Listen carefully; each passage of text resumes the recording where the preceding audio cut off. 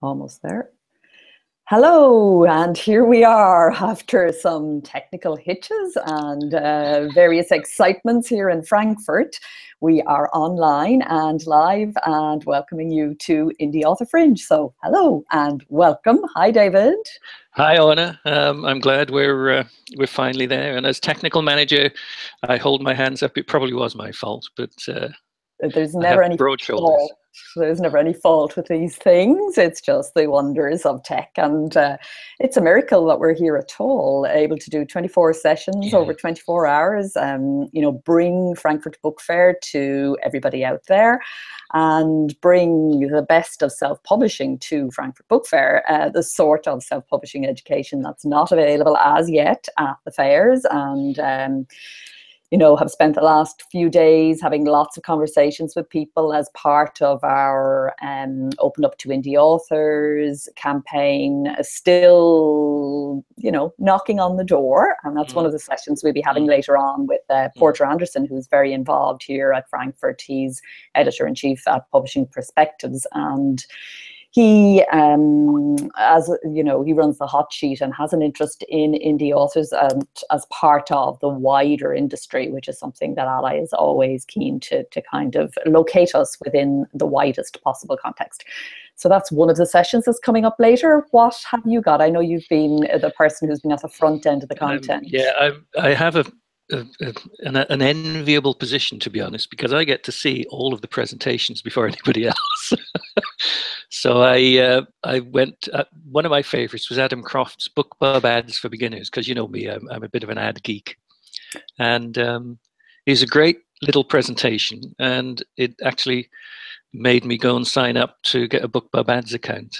And I thought, and when you sign up, it says it's going to take months, and it doesn't. It takes about 2 hours. So I was pleased with that. So I get in before the rush of this weekend when everybody else is trying to do it as well. That's very good. I better get my skates on myself. Yeah. And then the Catherine Rush and Dean Wesley Smith, because they're just gods in the firmament to the likes of me, and they're fantastic and so generous with their time and their ideas.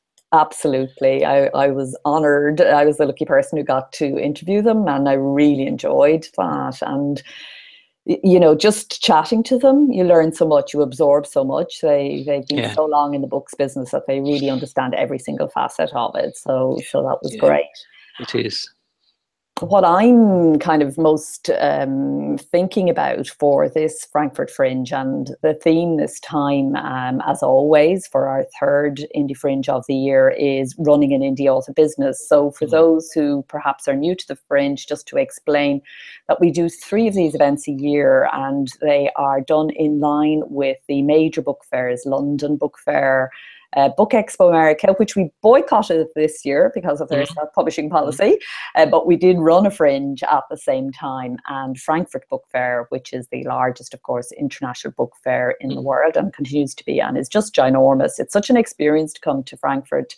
I met Rowan Quine here yesterday, a long-term ally, and he was saying it's the apex of civilization. You've got every single wonderful book that's coming out in the world. You've got somebody here representing it, trying to sell it. And next year we have a plan to ensure that indies are here also selling their rights. So more about that next time. So these things take time to build up over the years, but we will keep advocating and pushing for indie authors along the way.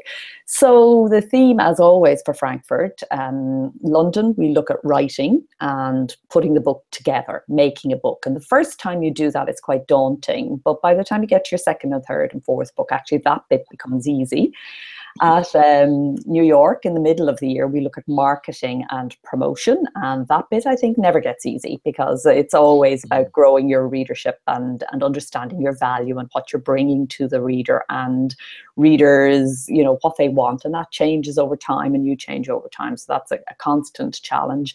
And then at the end of the year, in this fringe, we look at the challenges of running an indie author business. So this fringe is very much for those writers who are serious about their self-publishing, who want to make a living from it, And, you know, that's a growing group of people. We are professional members now who have sold more than 50,000 books over the last 2 years. That's a growing portion of the Ally membership. Is now 12% of our members fall into that category. Yeah, which is fantastic. Brilliant. So, yeah, so today we'll be talking all about that. And one of the themes that kind of spontaneously emerged as we were putting this fringe together was looking at the past self-publishing and author payments and author earnings, you know, from the beginning, if you like, and also the future of it, because we've got new technology which is coming our way. And you have been observing the work of Mr. Ted Wilson. Can you tell us a little bit? Nelson. Nelson. Ted Nelson. Yes. Yes. My head is gone. I'm in I know. It's yeah. Thank you. I'm actually. It was a weird little one of these odd pieces of luck. I'm actually really good friends with Ted Nelson now, who's this guy who's sat on a pedestal for a geek like me for sort of 40 years. And we went out for dinner last year at Harrogate Crime Festival because I've known his now wife for years and years and years. And we talked and he showed me stuff, and I think he was quite pleased because it's most people's eyes glaze over when Ted starts to talk. And I just leaned forward and said, "Oh, go on, tell me more." So it was a stroke of luck, because you then said, could I do this thing, a session this time on blockchain and Web3 and the future of the internet? And I went and did a lot more research than I knew before, and it's very exciting. It has the ability to completely free up and empower indie authors to become masters of their own destinies. So that's quite exciting. It's pretty dry and it can be dull stuff, but it's also very exciting in terms of what it's going to offer us for the future. Exactly. It was such a coincidence because I had come across Ted Nelson, never having heard of him before, through the interest I was developing in blockchain for books. And Ally decided to start a campaign to understand blockchain. Now, I stress we don't need to know how the blockchain works any more than we need to know how the internet works to sell our books. We just need to understand the implications for authors, and that's what we're going to be talking about today. We've got Inga Genetics from Publish Drive.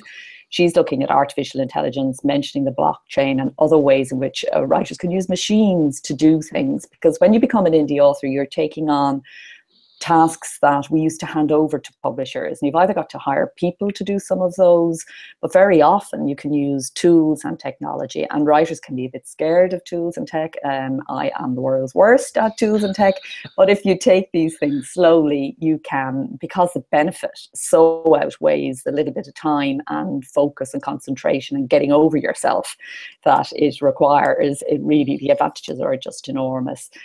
So yeah, that's blockchain and self-publishing 3.0. And then I was talking to Maureen Duffy, who's a long-time campaigner in the UK for authors' rights around the issue of public lending right, and Barbara Hayes from the Authors Collection and Lending Society, because they've been collecting from schools and colleges and universities and all sorts of other places payments for authors for years now. And these are micropayments. They're very small, but the future, we reckon, is micropayments to authors, because information and words become more available, micropayments is likely to be the way it's going to go. So we're going to bring you all of that today. If you don't know what we're talking about, just sit in and have a listen, and hopefully you'll know a lot more by the end of the Fringe than at the beginning. Any other quick highlights that people should look out for before we...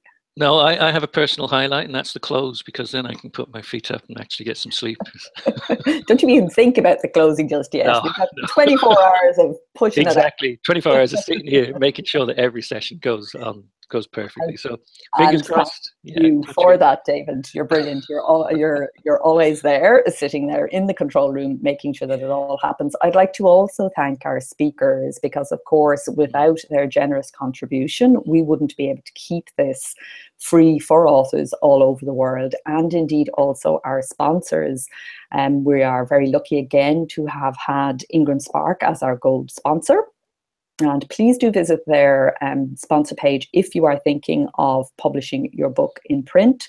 Or indeed, if you'd like to consider Ingram as your ebook supplier, they have changed their pricing terms, which makes them quite different now. They were paying just 60% in comparison to everybody else's 70%, and now they have pushed that right up to 85% for ebooks. Oh, I didn't know that.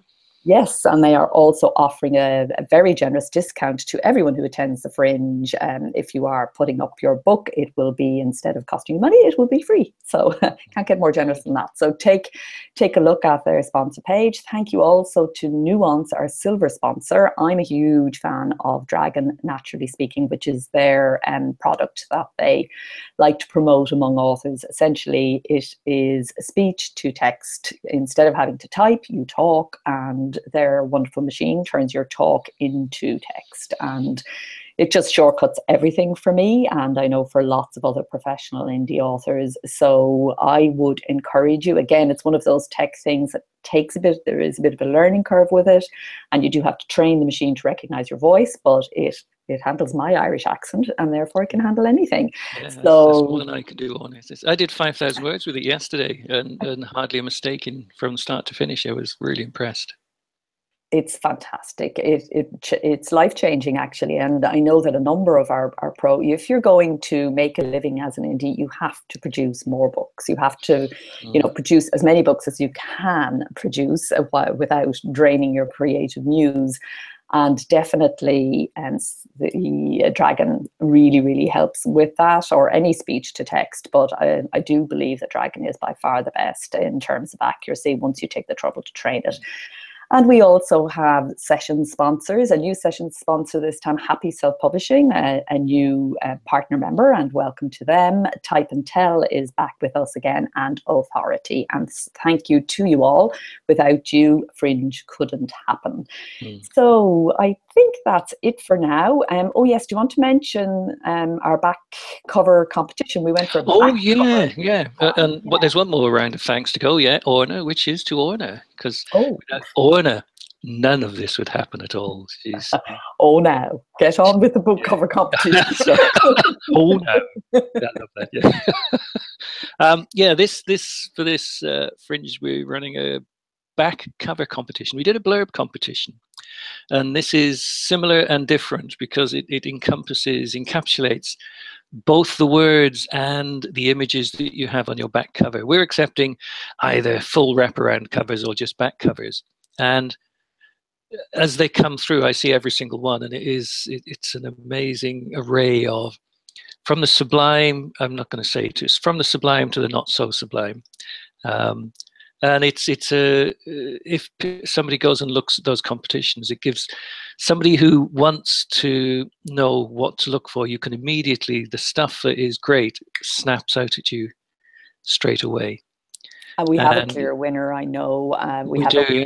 We have a non-fiction and fiction winner, unless something better comes in. We're keeping that open until, I think, probably just before we announce the competitions at 10 a.m. your time tomorrow, 9 a.m. in the UK. I think it's about 5 a.m. in the States or something. Yeah, exactly. So do if anybody's got them, just push your covers through, and we will add them to the mix. Definitely, because I think if you take a look, as David says, you will see what is good in a back cover, and that's one of the reasons that we do this competition. We have two Dragon Naturally Speaking Professional, which is worth a few $100s, to give away to the winners. So if you have a killer back cover, please let us have it between now and then. Okay, I think there is nothing left for us to do now but to declare this Frankfurt Book Fair Fringe 2017 now is officially open. Welcome, everybody. Welcome, everybody. Have a great time, enjoy, learn, and we'll talk to you soon. We'll see you on the other end.